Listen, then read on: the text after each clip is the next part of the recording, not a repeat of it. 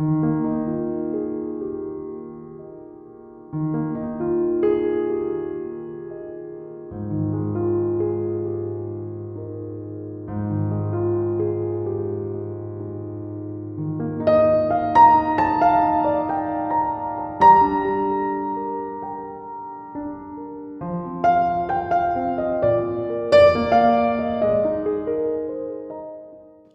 বন্ধুরা, good morning and welcome back to my channel Mahua's live blog.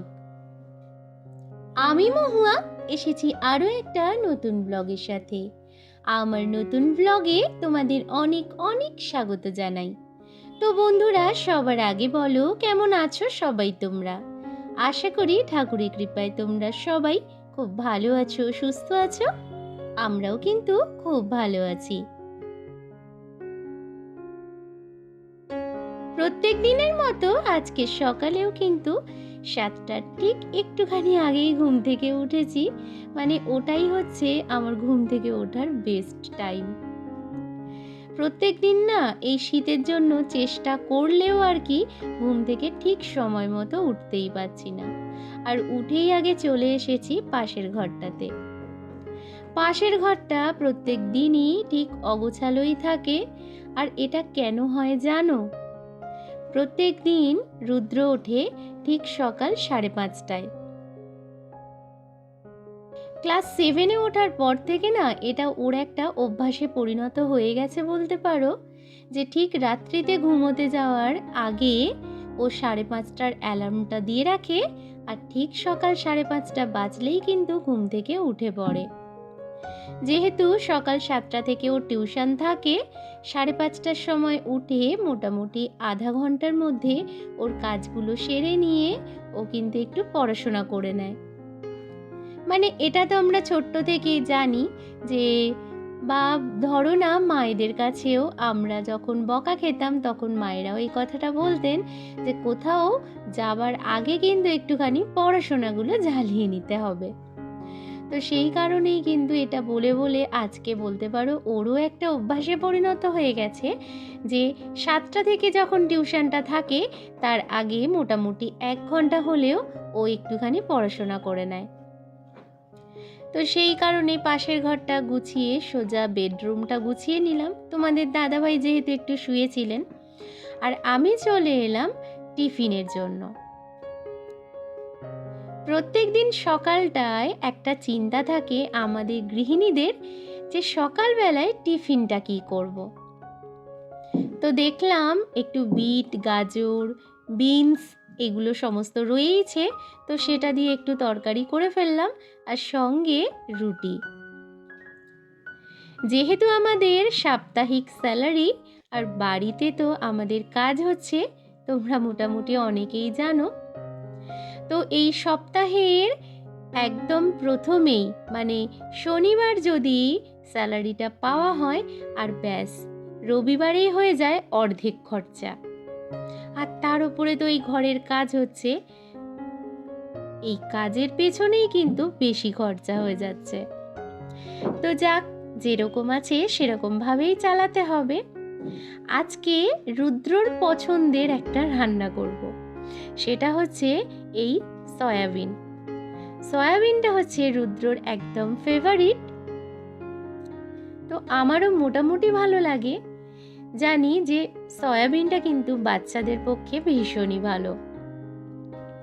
তো যাই হোক, আজকে একটুখানি ডিমের কারি করব, আর এদিকে বড় গ্যাসটাতে সয়াবিনটা বসিয়ে দিলাম।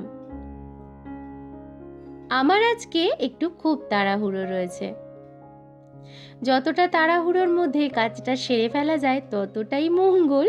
তো সেই কারণে আর ওয়েট না করে পাশের গ্যাসটাকেও জ্বালিয়ে দিলাম ডিমের কারিটা ওখানে বসিয়ে দেব বলে। তো চলো, ডিমগুলোকে কিন্তু ভেজে আমি নুন হলুদ দিয়ে ভেজে নিয়ে তুলে নিয়েছি। আর তারপরে এই দেখো মশলাটা কষে নিয়ে ডিমগুলো ওর মধ্যে দিয়ে দিলাম।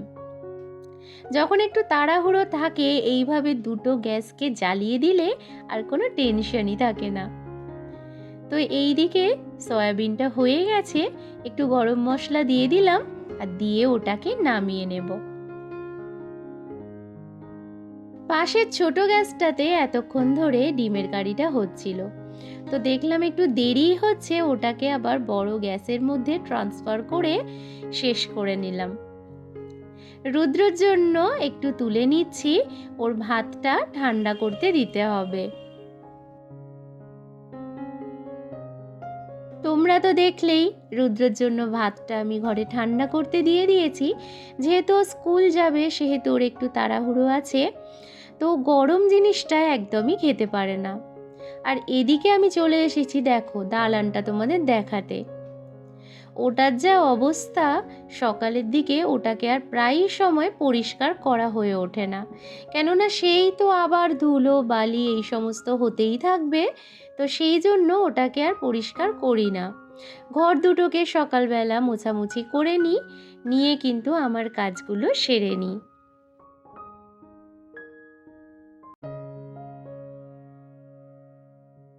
এইদিকে বাসনপত্রগুলো মাজা প্রায় আমার শেষ হয়ে গেছে।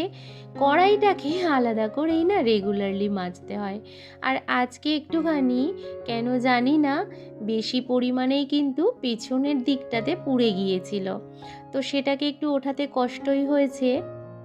আমি বাসন মাজার পরে, এটা আমার একটা অভ্যাস বলতে পারো, এই সিঙ্কটাকে বেশ ভালো করে একটুখানি মেজে নিই। স্কচ ব্রাইট দিয়ে একটু মেজে নিলে ওটা পরিষ্কারও হয়ে যায়, যেহেতু বাসনগুলো ওর মধ্যে উপুর করে দিই, তো সেই কারণে কিন্তু এটা আমার রোজের অভ্যাস। বাসনগুলো তো উপুর করা হয়েই গেছে, আর চলে এসেছি গ্যাসটাকে পরিষ্কার করতে। সকাল থেকে রাত পর্যন্ত কাজের আর শেষই নেই।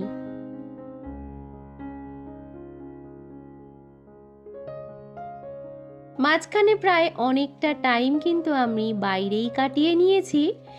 তো দেখো এই যে সন্ধ্যাবেলায় আবারও লেগে পড়েছি ঘরদোরের কাজ সারতে। ওই যে সকালে তোমাদের বলেছিলাম যে ঘরের তো এখন কাজকর্ম চলছে, তো সেই সূত্রে এই দালান টালানগুলোর সেই মতো পরিষ্কার করা হয় না।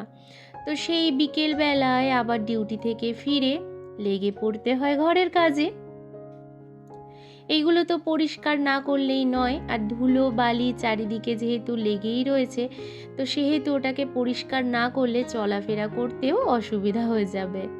তো সেই জন্য এই প্রত্যেক দিনই এখন চলছে ঠান্ডার মধ্যে, এই সন্ধ্যাবেলাটাই হচ্ছে একমাত্র সময় যে যখন আমি এগুলোকে পরিষ্কার করে একদম ক্লিন করে নিতে পারি।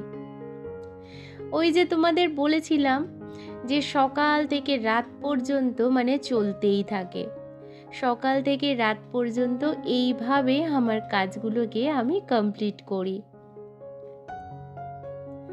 এই কাজগুলো সারার পরেই কিন্তু রুদ্রকে পড়তে বসাবো। তো চলো এইগুলো আগে সেরে না নিলে আর কি একটুখানি শান্তিও পাওয়া যাবে না, আর তার সঙ্গে একটুখানি যে রেস্ট পাবো সেটাও আর কি নয়।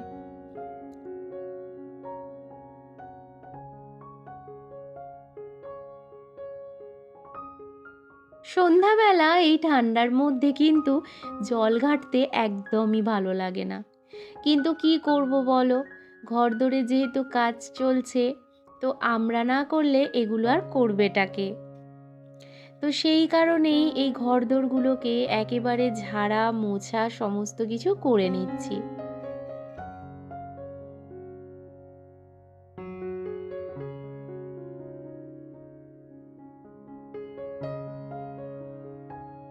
আমাদের গৃহিণীদের কিন্তু এই মর্নিং টু ইভিনিং বা মর্নিং টু নাইট আমাদের কিন্তু এই সমস্তই কাজগুলো থাকে।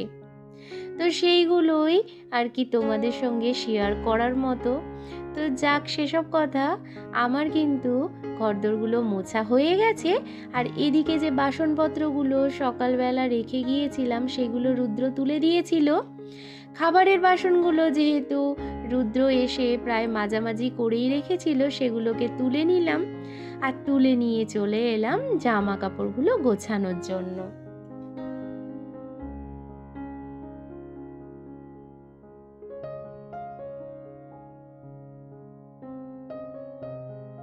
ঘরের কাজকর্মগুলো করতে করতে না এতটাই গরম হয়, তোমাদের এর আগেও বলেছি। দেখো, প্রথমের দিকটাতে গায়ে কিন্তু ঢাকা দিয়েই রেখেছিলাম, কিন্তু দেখলাম কাজগুলো সারতে সারতে বেশ গরম হচ্ছে। আর এখন না একটুখানি গরম গরম মতো পড়েও গেছে। তোমরা খেয়াল করেছো কি জানি না, তবে আমার তো মোটামুটি এই 2-1 দিন হলো বেশ গরম গরমই লাগছে। তো এইটাই হচ্ছে একদমই খারাপ।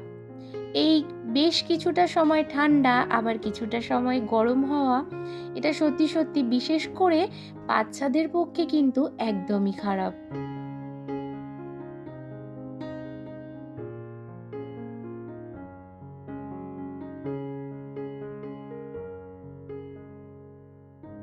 জামা কাপড়গুলোকে গুছিয়ে নিয়ে, আর যে সমস্ত জামা কাপড়গুলো আলমারিতে তোলার মতো ছিল সেগুলোকে ভাবলাম যে না, আজকে তুলে না দিলেই নয়।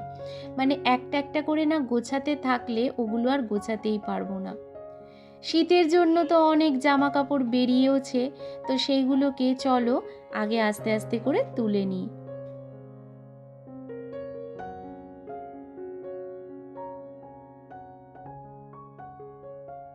জামা কাপড় গোছানো কমপ্লিট হওয়ার পরেই এই যে বসে পড়েছি আবারও জলটা ভরার জন্য। সকাল থেকে এই যে কাজের আর শেষ হয় না, মানে বিকেলে এসেও সেই কাজ, আর সকালে ঘুম থেকে মানে চোখটা যতক্ষণ আমাদের খোলা থাকে আর কি, ততক্ষণ কাজ আর কাজ। কি আর করা যাবে বলো।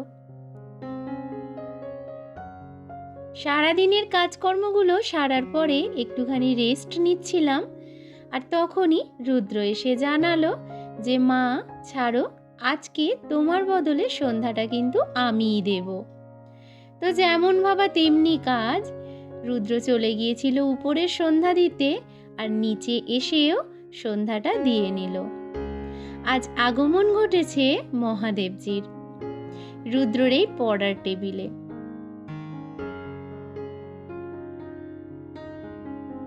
ওর পিপির কাছ থেকে এই মহাদেবজিকে গিফট পেয়ে রুদ্র কিন্তু বেজায় খুশি। তো সেই কারণেই ওনাকে আমার ঠাকুর ঘরে বসানোর বদলে ও বসিয়েছে ওর পড়ার টেবিলে। আর ওনার জন্যই ও নিজের হাতে পড়ার টেবিলে রাখা লাইটটাও বানিয়েছে। যাই বলো বন্ধুরা, একটা কথা আমি ভীষণ মানি যে ভগবানের ইচ্ছা ছাড়া ওনাকে বসানোর সাধ্য কিন্তু আমাদের কারোর নেই। রুদ্রকে বসিয়েছিলাম পড়তে, আর এদিকে চাউমিনটাকে বেশ কিছুক্ষণ তেলের মধ্যে মাখিয়ে রেখেছিলাম যাতে চাউমিনটা একটু ঝরা ঝরা হয়। সকালে যেহেতু ডিমের কারি খেয়েছে, তো সেই কারণে রুদ্র বলল যে মা, যখন চিকেনের বডি পিস একটু রয়েছে তো ওটা দিয়ে একটু চিকেন চাউমিন বানিয়ে দাও। সেই কারণেই চিকেন চাউমিন বানিয়ে নিলাম সবার জন্য। এই একটাই সময়, সেটা হচ্ছে এই রাত্রিবেলা, যখন আমরা 3 জনে মিলে একসঙ্গে খেতে বসি। সারাদিনে তো সেটা সময় হয় না। রুদ্র সকালবেলা স্কুলে চলে যায় একা একাই খেয়ে, তো ওর আবার এই জিনিসটা পছন্দ নয়। মানে সকলের সঙ্গে খেতে বসাটা ও একটু বেশিই পছন্দ করে। তো যাই হোক, 3 জনে মিলে একসঙ্গে খাওয়া দাওয়া করে নিলাম। ব্যাস, সারা দিনের মতো কাজকর্মগুলো এখানেই শেষ।